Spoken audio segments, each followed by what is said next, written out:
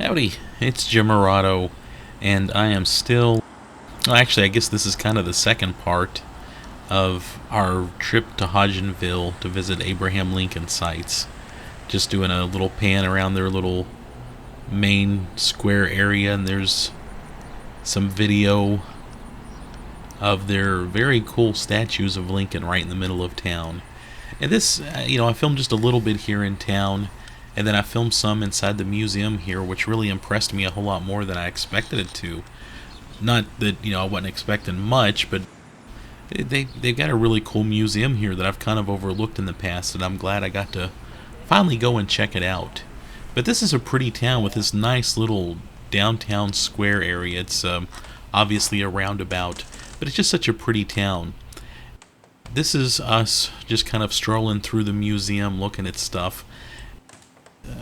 I'll probably talk a little bit about stuff unrelated to what you're looking at, but this is just a nice town. They've got a Vibe Coffee in town now, and then they've got a radio station. It's Abe, I think 93.7, that plays old country music. And I noticed that they have like a DJ booth office right on the square. Nobody was in there, which was a little disappointing, but I thought, how cool would that be, especially for a little town like this? I was thinking about Northern Exposure, the TV show Northern Exposure, and how you had that neat little town with their DJ who would literally, spin tunes, but then they would also talk about people passing by and what was going on in town. It would be neat to see something like that kind of revived, and this would be a great town for it. I think I mentioned they have a Vibe Coffee right on the square too. There was an old burger joint that had a sign up that it's been serving burgers for several decades, and I just thought that was great. So this is a neat little town that I'm going to have to spend more time in just because it's a neat little town.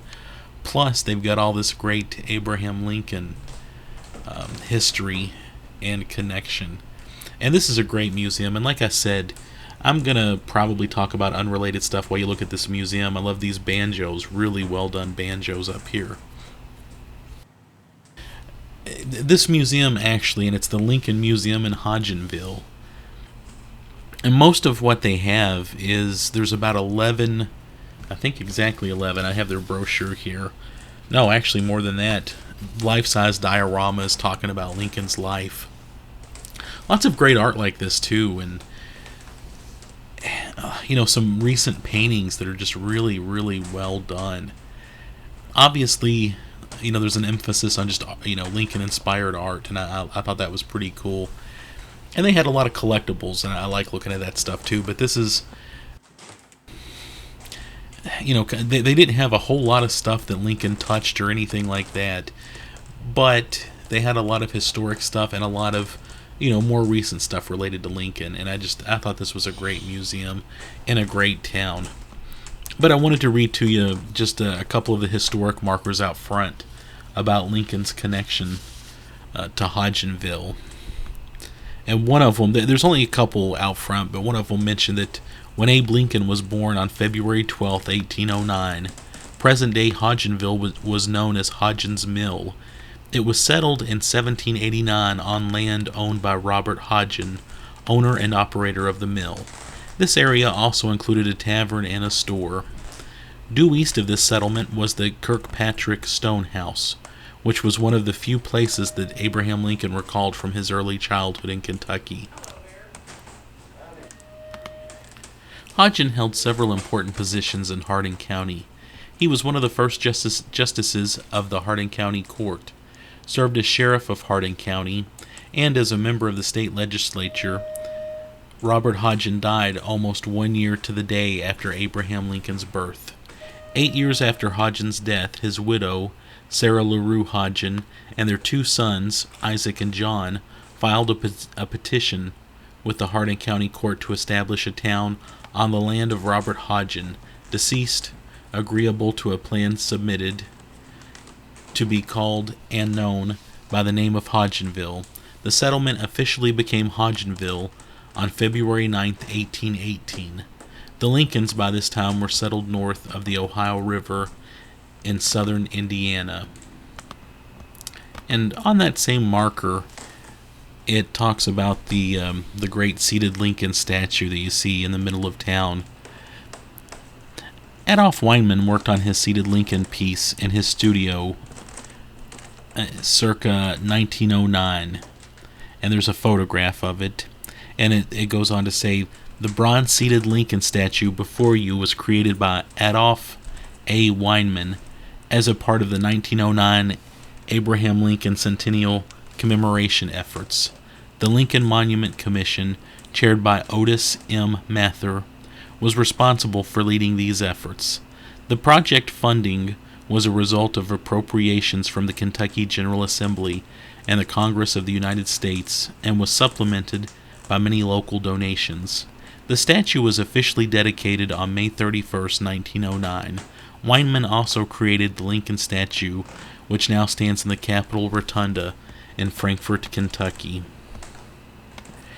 There was one other sign right out on the square that I wanted to mention just because I thought it was interesting and had another great Civil War connection to this town. And this highway marker reads, Courthouse burned. 22 Kentucky courthouses were burned during the Civil War, 19 in the last 15 months.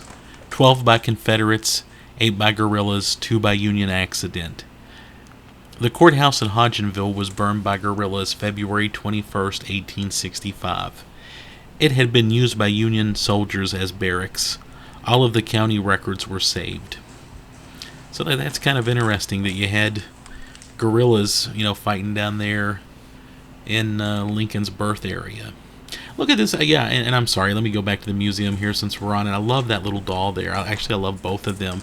There was a sign by one of the dolls mentioning that it was one of a limited edition of 3,000. And this museum had a whole lot of that kind of stuff in it.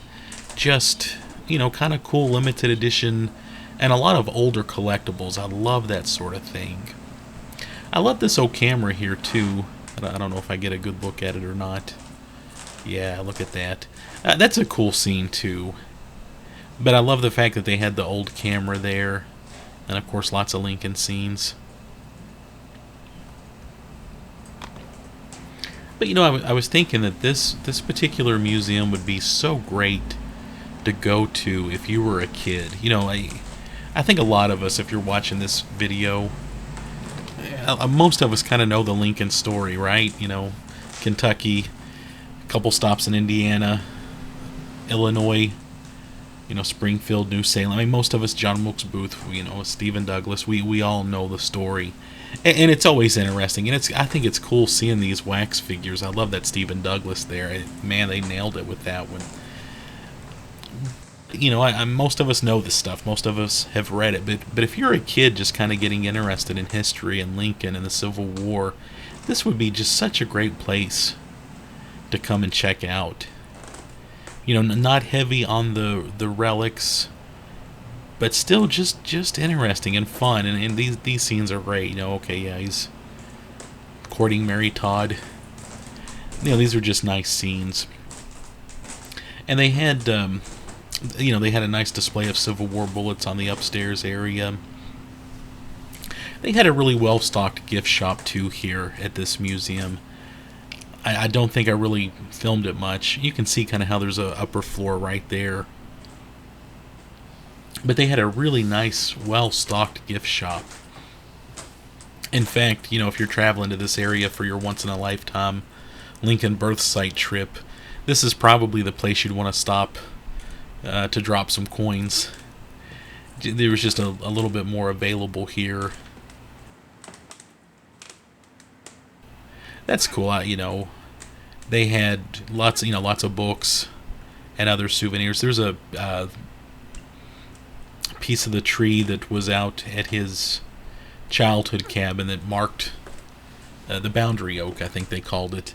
And that's an actual piece of it, so some of that tree would have been there when Lincoln was there. But yeah, they have a nice gift shop, and there was a really nice guy running the place while we were there. And he made some nice suggestions and, told us a little bit more about the town and stuff.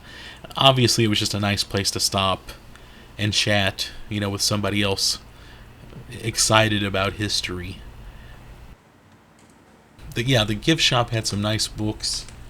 I ended up buying one that the guy recommended. They had several kind of smaller books about Lincoln in Kentucky, which really, at the end of the day, there's not a ton. That's kind of a neglected area, Lincoln in Kentucky, if you're reading up on Lincoln. And then also, I wanted to say in this flyer that they gave us, there is a brief description of this museum that kind of nails it. The museum is located on the town square overlooking a statue plaza, featuring works from the 1909 Lincoln Centennial celebration, as well as more recent bicentennial activities. A. Weinman's stately bronze statue of President Lincoln from 1909 faces a kid-friendly statue designed by Dob Furman Hendrickson portraying Lincoln as a boy. The museum is on the National Register of Historic Places and includes 12 authenticated scenes from Lincoln's life. On the second level are exhibits, memorabilia, and the Lincoln Days art collection. Founded in 1988, the museum began as, and remains, a community-supported nonprofit organization dedicated to the preservation of Abraham Lincoln's legacy. Yeah, oh, and by the way, there's a great case of some dug Civil War relics. I really love looking at this stuff. And also, if you travel a lot and you hit some of the antique malls and places like that, I'm thinking of like the Relic Room in Gatlinburg has some stuff like that.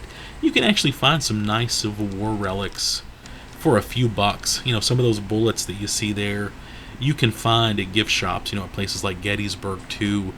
It's the kind of thing a kid could buy with their allowance. It's something nice. It's authentic. It was there. And it's cheap, and I think that's really cool. It was $5 to get into this museum too. I'm sure it's probably cheaper for kids, and they have discounts and that kind of thing. There's that cool doll again, or another one that's another limited edition one that I just think is really cool. Yeah, but it was $5 to get in, so my wife and I went in for $10, and we hung out here for probably close to an hour on this particular day. And $5 is that's they're not getting rich off of selling tickets. Obviously, it's a labor of love for this community, and they've done just a swell job with it. And you get to look at stuff like this while you're in there, and they've laid it out real nice. And it's just, look at that. Look how pretty that is, and you can kind of look down from here. Some great cases of period clothes. This is just a pretty building in its own right.